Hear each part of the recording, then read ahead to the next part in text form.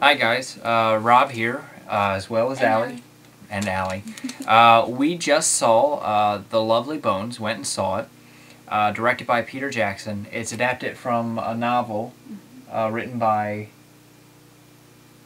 You don't know the author's name even though you were looking up other books by her. Yeah.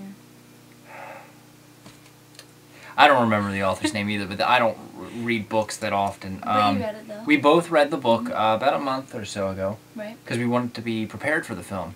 Because I thought the film, based along the preview, looked amazing. And, of course, Peter Jackson has a pretty good record on his hands with Lord of the Rings, Heavenly Creatures. Of course, I like his earlier work, which was a little bit more out there, like Meet the Feebles and Dead Alive. But, The Lovely Bones. The main girl plays Susie Salmon. Her name, it's hard to pronounce, it's Saoirse Ronan. I think I might be pronouncing that incorrectly, but I think she really fits the part. Definitely, as far as sure. Susie Salmon. I agree. In case you don't know, the basic summary as far as the book. Well, as far as being compared to the book. Yes. That fits her. Basically, the plot, though, in case you don't know, is about a 14-year-old girl who is murdered.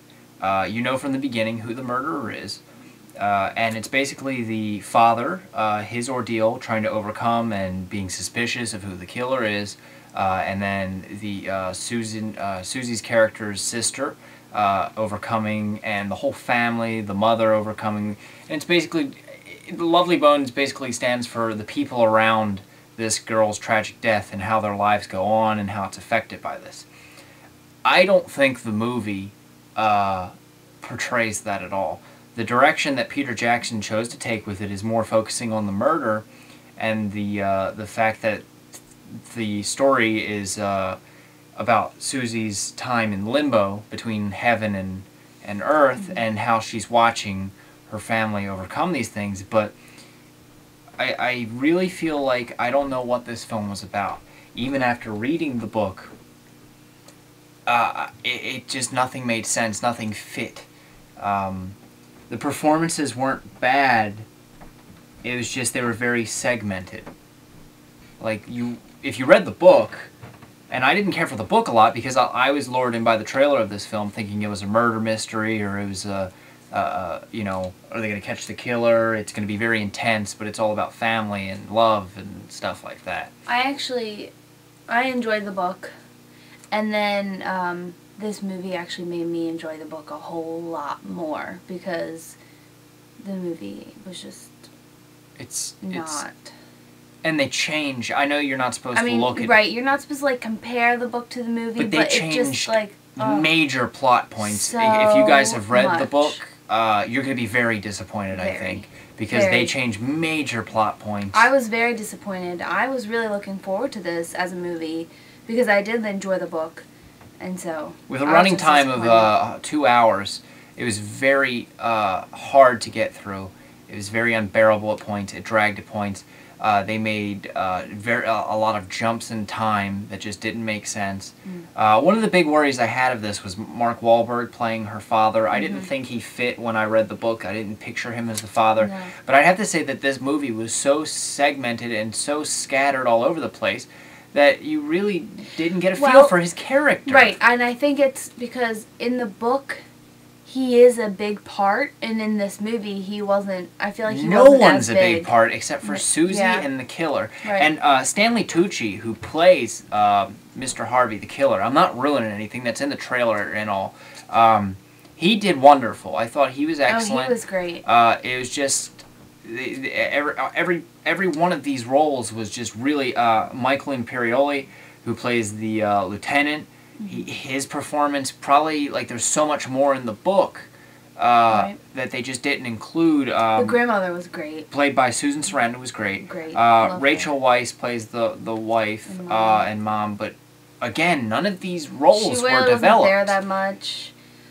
Buckley, the little brother. Nothing. Hardly anything. And I think that one of the big problems is, like, this movie looked fascinating with how the limbo was portrayed, but I felt it really came off cheesy and corny. Mm-hmm. And the ending, if a lot of you, okay, I'm going to give you 10 seconds to turn on this off or whatever, because you've heard what we think of it, but this is a spoiler in case you haven't already read about it. But the killer who dies at the end, audiences were not happy with how he died, and they changed it to be more graphic so the audience would be more satisfied. I think it came out more comedic and more just that was really stupid and very fake looking. The whole movie really, in the long run, it made me think of What Dreams May Come and how much better that film was. So that's a recommendation. Although, well, here's what I was thinking. In comparing books to movies, this is what I always think, because one book to movie that I always compare is Harry Potter. And I can separate it because the movies aren't bad. And so I can take myself back and separate, okay, it wasn't exactly like the book, which I love the book, but it also wasn't bad. As far as this goes, I can't do that. Well, they changed. It wasn't, in Harry Potter, they good. leave stuff out. They not only left stuff out in this, but they changed it. Right. They changed it bad. Mm-hmm. Like, I don't know. I honestly heard that Peter Jackson wanted to make a film that his family could watch, so he tried to tone it down a little bit. And I understand there's a lot in this book that you couldn't get across in the film, but I think he should have focused on the Ruth and Ray relationship way more than the Susie. I don't know what the movie was about. It was just about Susie and Limbo. And I don't know. It was unbearable, and it took forever to get through. But at the end of the 2 hours, I was like, it didn't cover anything. So it was just very scattered. My overall out of 5 for this, 1, because I thought that some of the performances were really good, but it was really bad. I'd never watch it again. And I recommend the book, and I didn't really care for the book because, like I said, it was a lighter subject. It was about family and stuff, not murder. Not that I'm gruesome, but that's what I like reading.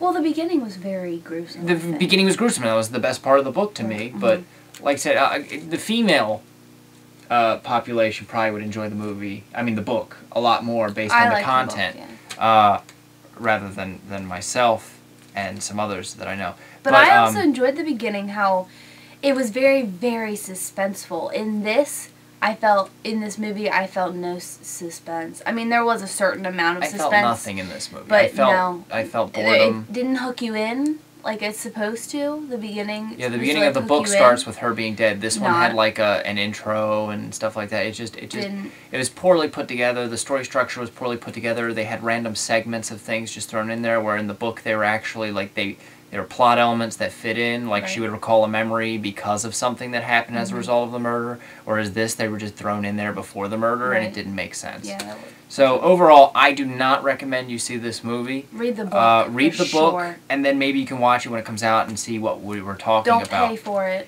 Don't. I wouldn't pay for it. No. Pay for the book. Yeah. So, like I said, I give about 1 out of 5. I would say 2, because like you said, the actors were good. Mm-hmm. So I would say a 2 for that, not a 1. Yeah, but it drags for 2 hours. It was not in a gist, not good. The book was great. And you should read the book first, for sure. If you want to do anything, read the book first, then watch the movie. So, sorry, Peter Jackson. Maybe next time. Maybe. Talk to you guys later. Bye.